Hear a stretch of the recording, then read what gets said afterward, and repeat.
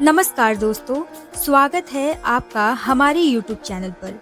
दोस्तों, भारत वो देश है जो अपने धर्म, इतिहास, सभ्यता, त्योहार, भाषा, कला इत्यादि के लिए पूरे विश्व में प्रसिद्ध है और यह सभी चीजें ही भारत को एक खूबसूरत देश बनाती हैं।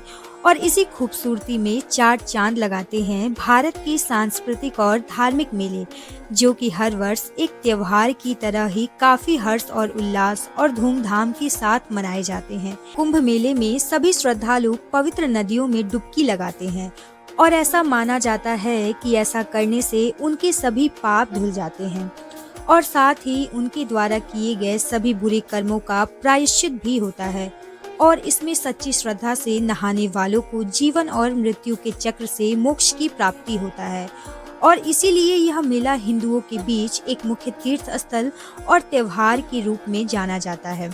यह मेला प्रयागराज के त्रिवेणी संगम, गंगा की तट पर स्थित हरिद्वार, गोदावरी के तट पर स्थित नासिक और शिप्रा नदी के तट पर स्थित उज्जैन में 12-12 साल के क्रम में मनाया जाता है। पर इनमें से किस जगह पर यह मेला ऑर्गेनाइज करना है, यह डिसाइड होता है एस्ट्रोलॉजिकल कैलकुलेशन के द्वारा। इसके लिए सोलर सिस्टम में जुपिटर की पोजीशन को एनालाइज किया जाता है और इसी के अनुसार यह त्योहार इन चारों जगहों में से किसी एक जगह पर सेलिब्रेट होता है। और आज की कहानी में हम इसी मेले के बारे में विस्तार से चर्चा करते हुए इसके रिलीजियस बैकग्राउंड का डिटेल एनालिसिस करेंगे। तो चलिए शुरू करते हैं इस फेस्टिवल के रिलीजियस बैकग्राउंड से। Religious background Kumbh Mela. वैसे तो कुंभ मेले का नाम किसी भी प्राचीन इतिहास में नहीं मिलता है, बल्कि इस मेले का जिक्र इन हिस्टोरिकल किताबों में माघ मेला या प्रयाग स्नान के नाम से होता है। पर हमारे वैदिक टेक्स्ट जैसे कि ऋग्वेद, यजुर्वेद, सामवेद और अथर्ववेद या पौराणिक ग्रंथों में माघ मेला या कुंभ मेले के पीछे की कहानी जरूर बताई गई है और आज इसी कहानी के बलबूते माघ मेला कुंभ के नाम से पॉपुलर है।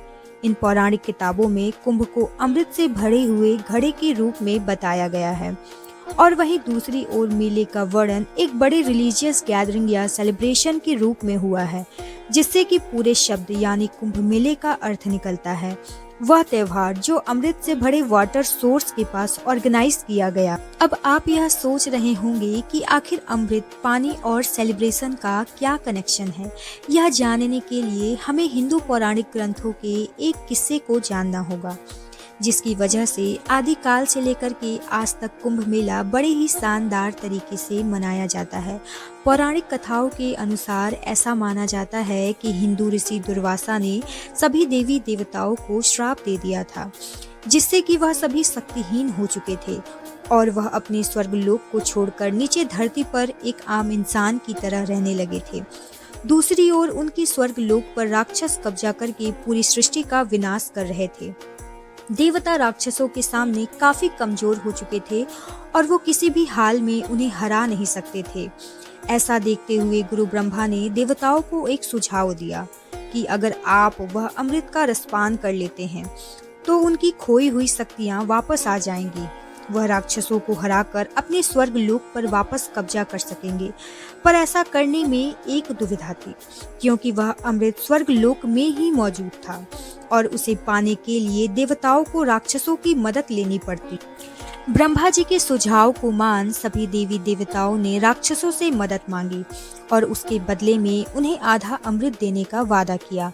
अमृत का लालच देख सभी राक्षस देवताओं के साथ अमृत की खोज में शामिल हो गए और इसी खोज में स्वर्ग लोक में समुद्र मंथन किया गया, जिसके बाद अमृत उत्पन्न हुआ।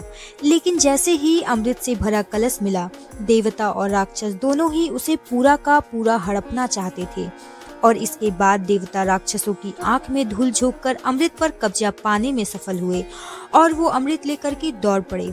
इसके बाद राक्षसों ने भी उनका पीछा करना शुरू किया और यह सिलसिला 12 दिनों तक चला, जो कि मानव जाति के लिए 12 वर्ष के बराबर होता है। लेकिन देवताओं के द्वारा अमृत लेकर भागने के दौरान कलश से अमृत की 4 बूंदें स्वर्ग से धरती पर जा गिरी और यह माना जाता है कि यह अमृत बूंदे हरिद्वार की गंगा नदी, प्रयागराज की त्रिवेणी संगम, उज्जैन की क्षिप्रा नदी और नासिक की गोदावरी नदी में जाकर गिरी और इसी कारण कुंभ मेला हर 12 वर्ष के अंतराल पर इन 4 जगहों पर ऑर्गेनाइज किया जाता है। और ऐसा कहा जाता है कि एस्ट्रोलॉजिकल कैलकुलेशन के बाद जब कुंभ मेले का समय आता है तो यह नदियां वही अमृत का रूप धारण करती हैं, जिसमें नहाने से लोगों के सभी पाप हमेशा हमेशा के लिए धुल जाते हैं। तो ये थी कुंभ के पीछे की पौराणिक गाथा। अब चलिए आपको बताते हैं कि अगला महाकुंभ कब होगा। अगला महाकुंभ मेला प्रयागराज में आयोजित होने जा रहा है। इसकी शुरुआत 13 जनवरी 2025 को पौष पूर्णिमा के पावन स्नान से होगी और 26 फरवरी 2025 को महाशिवरात्रि के दिन अंतिम स्नान के साथ इसका समापन होगा। इस दौरान कई खास स्नान होते हैं जिन्हें शाही स्नान कहा जाता है। अगर आप भी शाही स्नान करने की इच्छा रखते हैं तो इन तारीखों में आप स्नान कर सकते हैं।